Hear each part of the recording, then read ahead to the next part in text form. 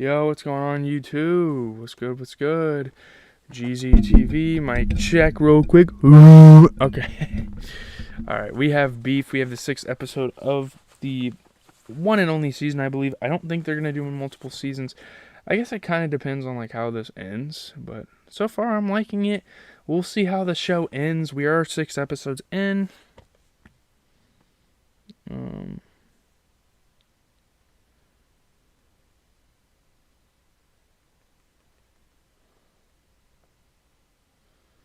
One second. Okay. So we draw a magic circle. This is the 6th episode. We draw a magic circle. Fumi is badly injured and placed on a ventilator for a while. As episode 6 of Beef begins, we know she fell down the stairs because, like, the robbers. Thankfully, it seems like she will recover and is sent home with her family not long after. I thought she was gonna, like, fucking die. I don't know if this show is ready to take that dark of a turn, but at the same time, I was like, wow, it's possible. She does not tell the truth about why she was in the house, but her tone is one of suspicion. Does she know about Amy having an affair with someone? When she mentions that George and Amy are soon to be separated, it rings the alarm bells for George as well. Like, wow, she knows a lot. Fumi is high on painkillers and speaks without a filter, so yeah, that's kind of what they're thinking at the same time. Like, maybe she doesn't mean it all the way. We get a glimpse of another spiritual session at the church, though, as all our main characters, including Isaac, are present. He has got an exemption for his religious practice from prison, I think. Edwin gives him the first of the checks for the renovation work, but Isaac decides to keep it all, not giving anything to Danny, Michael, or Bobby. Again, he said it before, he wants to like pay for a lawyer and stuff. He also actively flirts with Esther and strikes up a rapport with Veronica and Edwin. Esther is like the friend of Veronica, who actually Paul was trying to get at. He firmly believes that he is going to be a part of the church social group, and before leaving, he gives Danny some money as well. Decides to like be a good person. Church has saved him. Like, a church is like a genuinely good experience for a lot of these people.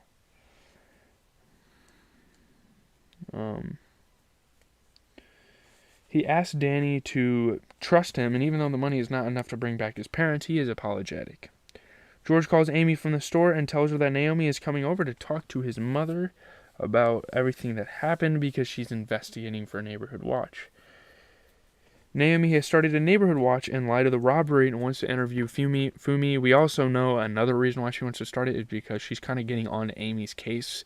She kind of knows that Amy has something to do with the road rage incident, and she's a part of it, I guess. Suspecting that Fumi knows about Mia, he breaks up with her. So, yeah. Mia is disappointed, but before saying goodbye to George, she asks for any leads he might have in art galleries, indicating that she was having an affair with him for his contacts. Like, the only reason. She asked Fumi while she was in the store, too, so we know that Mia is, like, desperate for a higher-up job and for a promotion.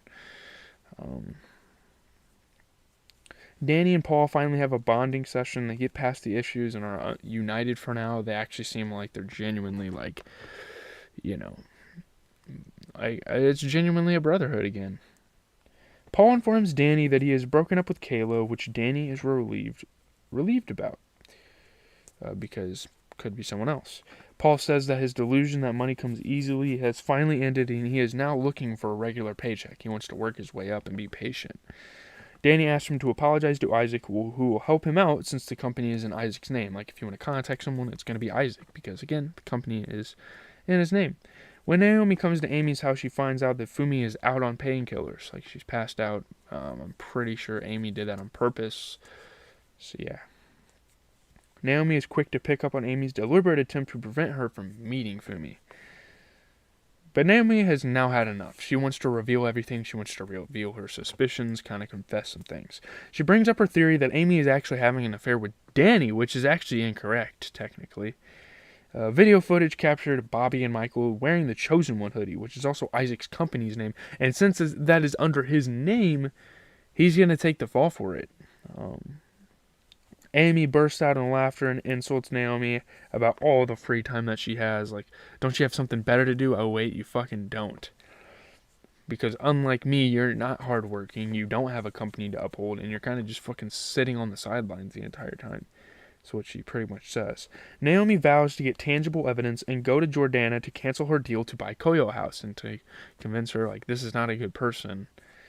Paul apologizes to Isaac and he accepts it, so they kind of reconcile, kind of in a tough love type of way. Yeah. Isaac shows Danny a slew of rice cookers.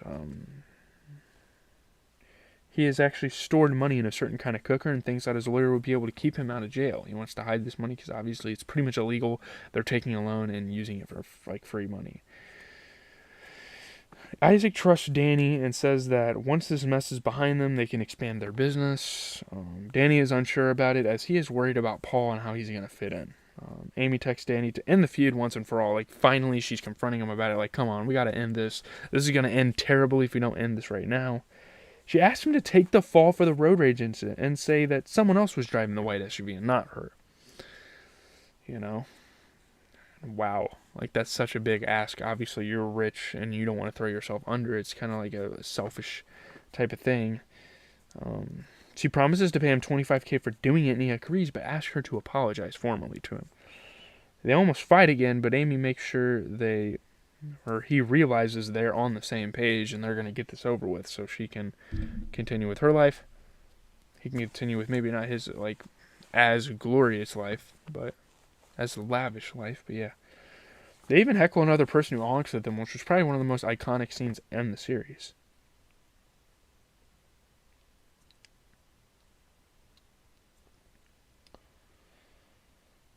While driving back, Naomi calls Amy and apologizes.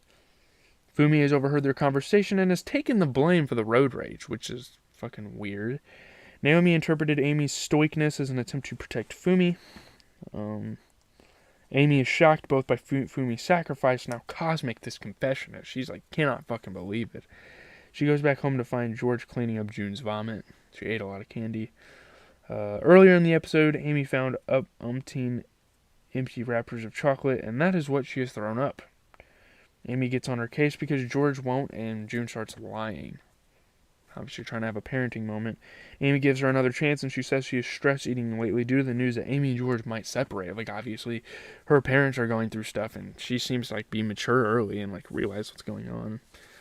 That brings the parents closer to June. It is almost like a therapy session where they recognize how each of them being different qualities to the relationship and how they sacrifice their own happiness to put family first.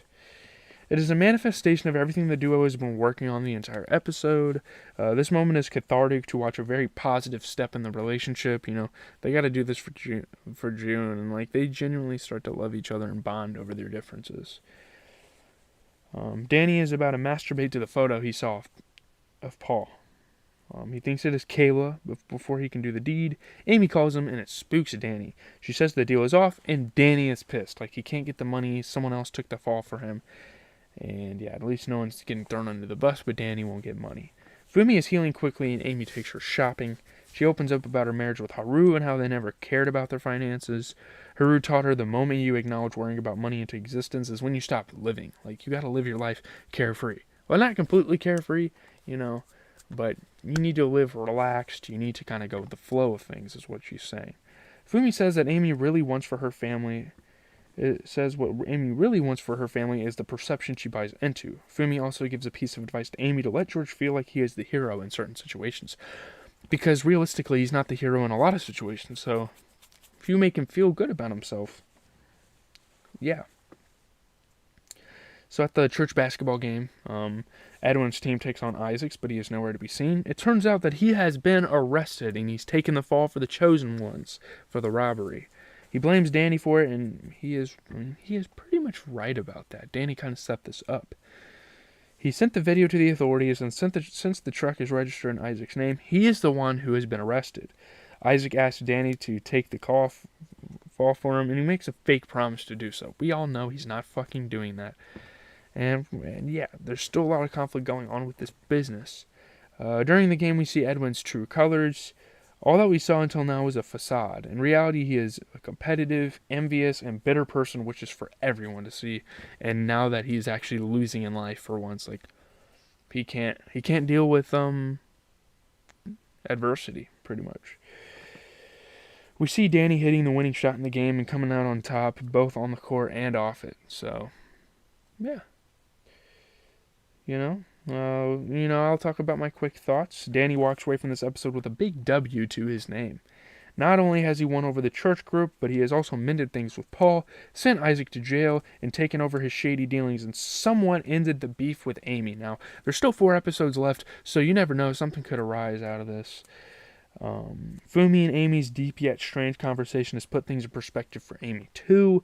The series is now at a tipping point where our protagonists have made definitive choices which will affect the rest of the series.